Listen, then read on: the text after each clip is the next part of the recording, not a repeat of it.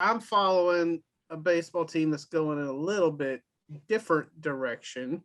Um, I would say, a couple weeks ago, if you'd asked me, if Baylor baseball was in the NCAA tournament, I said, sure, yeah, absolutely. Pretty much a sure bet. And now I think they're a little bit more of a bubble team. The D1 baseball projections had them as the 64th team. So just squeaking in. Baseball America had them as a 3 seed in a regional. So, I think it would help them if they did something this week at the Big 12 tournament. And yet that's not going to be easy. They start off with Chad Conine's Texas Tech Red Raiders tomorrow. Now, they played well in Lubbock. Baylor did. But here's the problem. Bears are going to be without at least 2 of their pitchers, their starting pitchers. Tyler Thomas still out for what they call health and safety protocols, but, you can read between the lines and say COVID, on that. And then Blake Helton, who maybe had his turning point of the season in Lubbock. Those are the 2 guys that won games 1 and 3. Yeah, he's out as well. So they will be starting a freshman left-hander who's kind of a two-way player, Cam Cayley, tomorrow on the mound against the Red Raiders. And so I don't know, I still feel like when it's all said and done that Baylor could and should be in the field, but we'll see. Well, couple of points here, maybe multiple points here. I always hesitate to say, this team's going to get smoked or whatever. And I wouldn't say that, about this matchup or whatever, but Tech's coming in with some pretty good vibes. Conference player of the year. Your coach has a new lifetime contract. Now, the other side of that is Tech has lost so many Friday night games this year. And this is kind of like the tournament version of a Friday night game. So that's like point number 1. Point number 2 is that how do we feel about Big 12? I mean, about conference tournaments in general, basketball or baseball, but especially baseball. And a week ago we were saying, there wasn't a team that could play their way into the tournament. Oklahoma didn't have enough pitching. Actually, at this point, Baylor probably didn't have enough pitching. But I mean, is it kind of a moot point, this tournament? Not for everybody. I mean, I think, obviously it's just like basketball, where for certain teams, it may be your only option to getting into the NCAA tournament. I mean, well, that's what I'm saying, though. I mean, do you think Baylor or Oklahoma have the pitching to get through this tournament? Unlikely. I would say unlikely. OU is a weird team, though. For one, they're, OU and OSU always have the biggest crowds at Bricktown naturally. And so that's an advantage. They usually, because of that, and because the Big 12 wants to maximize the crowds that are there, they will usually get the night spots in the tournament, to kind of maximize the crowds. And so is there a number of fans that Oklahoma can get in the stands that will help them to not walk guys and hit guys? Look, they've got some arms. They're just not consistent.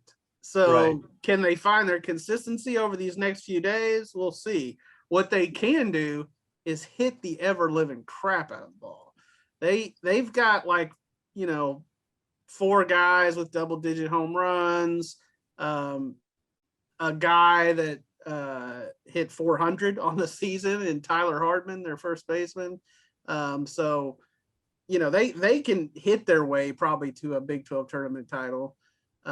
But you do need pitching to win one of these things. And so they're going to have one of those guys step up. The guy that pitched the finale, Jake Bennett, for the Sooners in the Baylor series, he came in with like a 6.75 ERA, and he shut Baylor down. So, it can happen, but I'm with you, Chad. I wouldn't say that either Baylor or OU are likely to kind of put together one of those runs, but again, strange things happen at tournaments for sure, and in baseball tournaments in particular. Yeah. But and also, let's not go past this subject before we talk about the fact that so Texas Tech has their basketball coach hired away from them, So what is which we're not 7 bitter weeks about later, at all, right? I mean, I've made my peace with it. He's not a good person. He's pretty sleazy, I've heard things about the way things went down that would cause me to get possibly a libel suit if I were to mention them on this podcast. And then I guess not libel. I guess it would be defamation or slander since we're not writing down the podcast. Sure. But Chad, you really are good at biting your tongue. I will say that. I'm not known for that. Oh, well. So then, like 7 weeks later, I guess, or give or take a few days, A&M fires their baseball coach, and they start looking over, at Texas Tech's baseball coach. And it's like, okay, anytime Texas Tech wins at something, or do we just have to like surrender the fact that somebody's going to come get our coach, right? Well, Tim Tadlock and Kirby Hocutt put an end to that talk yesterday. Lifetime contract. I think when the Mulkey stuff came up the other day or a couple weeks ago, Mac Rose doesn't like lifetime contracts. I think it came out, in sort of that discussion. How do you guys feel about lifetime contracts? Johnny? Oh, I will say they usually don't last a lifetime. I think a lot of it is show. And a lot of it is to show your alumni that you're making a move to support the program, the school. But I don't think anything's a lifetime in reality. This is not really what you asked, but so sports contracts get criticized all the time. People criticize these athletes, especially in the pros, for making too much money, and I always feel like that's overblown. If the market is there, they're going to get paid what the market bears.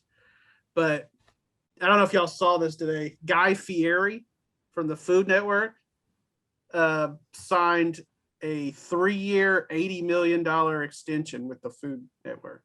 The mayor of Flavortown. That more than anything tells us where our country is at.